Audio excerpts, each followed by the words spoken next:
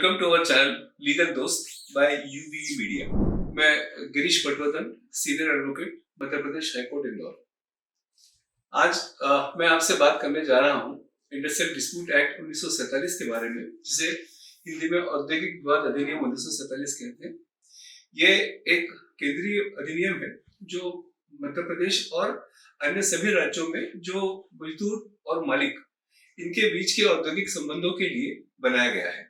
ये जो अधिनियम है ये 1947 में बनाया गया था और इसके बनाए जाने के बाद इसमें कई संशोधन हुए हैं और उन संशोधनों के बाद आज एक नया इंडस्ट्रियल रिलेशन कोड बनाया गया है और उस इंडस्ट्रियल रिलेशन कोड को लागू करने की प्रक्रिया जारी है, लेकिन अभी तक लागू नहीं हो सका है।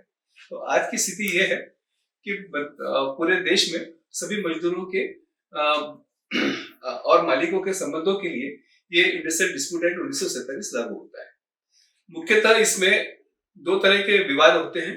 एक विवाद वो जो किसी कर्मचारी का व्यक्तिगत विवाद है, जैसे उसे नौकरी से निकालने के बारे में, उसके प्रमोशन के संबंध में, उसे नियमित न किए जाने के संबंध में, इस तरह के वैयक्तिक विवाद होते हैं। तथा दूसरे तरीके के यूनियन संबंधी विवाद होते हैं जिसके अंदर सभी मजदूरों के वेतन में वृद्धि, उनके कार्य सुविधाओं में विस्तार या इस तरह की नियमितीकरण की डिमांड्स, इस तरह की जो मांगे होती है उनका निराकरण करवाने के लिए एक मशीनरी उपलब्ध कराई गई है। जो मशीनरी इसमें उपलब्ध है वो तीन तरह की है। एक मशीनरी वो है जो सलाहकार का काम करती है, यानी शासन के द्वारा जो अधिकारी नियुक्त किए गए हैं जिन्हें कंसीलिएशन ऑफिसर या समझौता अधिकारी कहा जाता है, उनके सामने विवाद आते हैं और उन विवादों का निराकरण आपसी समझौते के द्वारा करने का प्रयास उन अधिकारियों द्वारा किया जाता है। यदि वहां पर सफलता नहीं होती तब ऐसी स्थिति में ये विवाद श्रम न्यायालय या औद्योगिक न्यायाधिकरण, इस प्रकार के दो फोरम हैं, इन फोरम में भेजे जाते हैं। जो औद्योगिक विवाद अधिनियम के अंतर्गत विवाद होते हैं सेवा समाप्ति से संबंधित, वो सामान्यतः जाते हैं श्रम न्यायालय को। और जो विवाद होते हैं वेतन वृद्धि या इस तरह के जिसमें 100 या 100 से ज्यादा मजदूरों के हित प्रभावित होते हो, ऐसे विवाद जाते हैं औद्योगिक न्यायाधिकरण को। अब औद्योगिक न्यायाधिकरण की अगर हम बात करें तो वे भी दो तरह के हैं। एक राज्य शासन द्वारा बनाए गए और दूसरा केंद्र शासन द्वारा बनाए गए। केंद्र शासन द्वारा बनाए गए जो अधिकरण है उसमें भी फिर एक नेशनल ट्रिब्यूनल भी है जो पूरे राष्ट्रीय स्तर पर जो विवाद होते हैं उनके निराकरण का कार्य करता है। जैसे मैं आपको उदाहरण बता सकता हूँ कि जैसे हवाई कंपनियां हैं, एयरलाइंस हैं या बड़े इंश्योरेंस कंपनीज हैं, इनके जो विवाद होते हैं ये रेफर होते हैं नेशनल ट्रिब्यूनल को। अन्य विवाद रेफर होते हैं सेंट्रल गवर्नमेंट इंडस्ट्रियल ट्रिब्यूनल को, और जो स्टेट गवर्नमेंट द्वारा बनाए गए अधिकरण है, न्यायाधिकरण है, उनके पास राज्य शासन से संबंधित विवाद जो है वो भेजे जाते हैं। तो इस प्रकार का एक ये मोटे तौर पर तीन तरह का, मैंने आपको जैसा बताया, तीन तरह की एक थ्री टियर सिस्टम है जिसके अंतर्गत विवादों का समाधान करने का प्रयास किया जाता है। एक बहुत बड़ा इसके अंदर प्रावधान है, जो प्रावधान कई बार ऐसा कहा जाता है कि ये जो नियोक्ता है, कारखाने के मालिक हैं, इनके लिए बहुत बड़ा रास्ते का रोड़ा है। अगर किसी मजदूर के द्वारा ये कहा जाता है कि वो अपने विवाद में किसी वकील को खड़ा करना नहीं चाहता, वकील को अपनी तरफ से उपस्थित नहीं करता, तो ऐसी स्थिति में वह मजदूर अपनी तरफ से किसी अपने सामने जो मामला जब कोर्ट में जाएगा तब उसके अंदर किसी नियोक्ता की ओर से भी कोई वकील उपस्थित नहीं हो सकेगा। इस प्रकार मालिक और नौकर दोनों आमने सामने एक दूसरे के अपनी अपनी जो बात है वो कह सकेंगे। तो एक ये बहुत ही बड़ा, और इसी तरह का जो एक, अगर आपको पता हो तो इसी तरह का एक प्रावधान हिंदू मैरिज एक्ट में भी होता है कि जहां पर वकील की उपस्थिति को रोका गया है। तो ये एक बड़ा महत्वपूर्ण प्रावधान है। सेवा समाप्ति की जो प्रावधान के जो प्रकरण होते हैं, इसके अंदर दोनों पक्षों की तरफ से उनके जो बातें होती हैं, जो उनका कहना होता है, वो न्यायालय के समक्ष रखा जाता है। फिर दोनों पक्षों के कथन अंकित होते हैं और उसके बाद उसके आधार पर श्रम न्यायालय के द्वारा निर्णय दिया जाता है। ऐसे निर्णय के विरुद्ध कोई अपील का प्रावधान नहीं है। सीधी रिट याचिका दायर होती है हाईकोर्ट में और उसका निराकरण हाईकोर्ट से किया जाता है।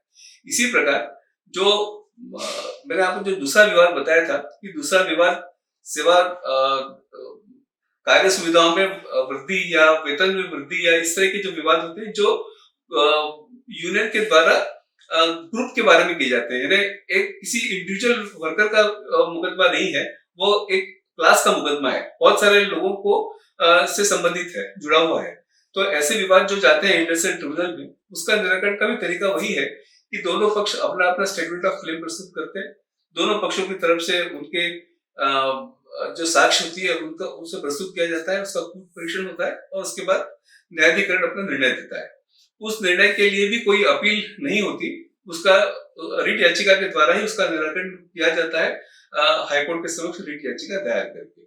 तो ये एक मोटे तौर पर विवाद का जो मैंने आपको बताया है कि किस तरीके से विवाद का निराकरण श्रम अधिनियम औद्योगिक विवाद अधिनियम के अंतर्गत किया जाता है।